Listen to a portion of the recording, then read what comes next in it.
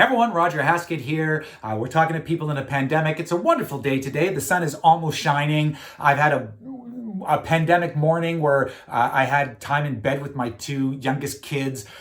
So glorious that we have these silver linings in the midst of this pandemic, that we are able to say, hey, some of the things that are happening here, I want to keep in my life. I want to pull into after pandemic.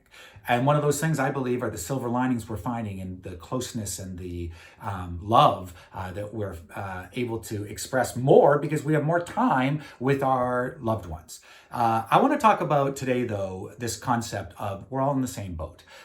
We're not all in the same boat. And this is not my idea. I was virtual emceeing a webinar, not a webinar, like a Zoom, get together, a happy hour, where we were talking about mental health was the theme.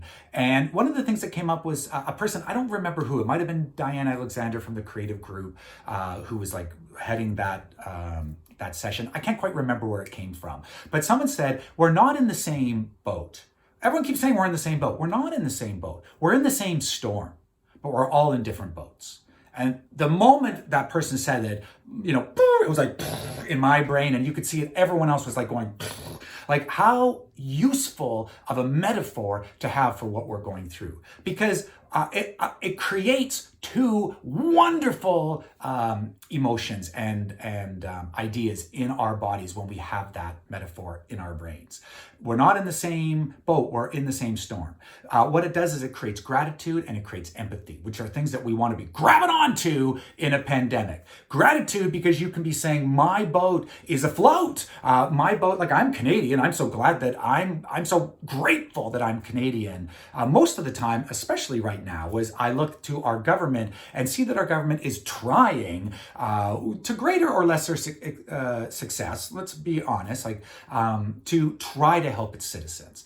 But it also leads to empathy, because it also allows us to look at other people and say, oh, well, it feels like my boat is doing quite well when I look at that other person. Maybe I can reach out and help that person. Maybe I can have a little empathy for that person and their situation, because not all people are in the same boat. We're in the same storm. That storm is a pandemic, but we're not in the same boat. That leads to gratitude, and that leads to empathy, amongst other things, understanding, blah, blah, blah. Of course, all these other wonderful things. But gratitude gives us power, and empathy gives us connection.